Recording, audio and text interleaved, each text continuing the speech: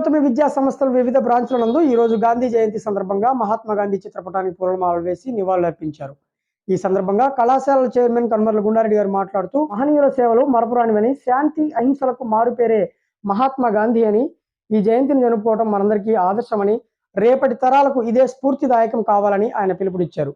ఈ కార్యక్రమంలో శ్రీ గౌతమి విద్యా సంస్థల, కళాశాలల, పాఠశాలల ఉపాధ్యాయులు, బోధనేతర సిబ్బంది అందరూ పాల్గొన్నారు.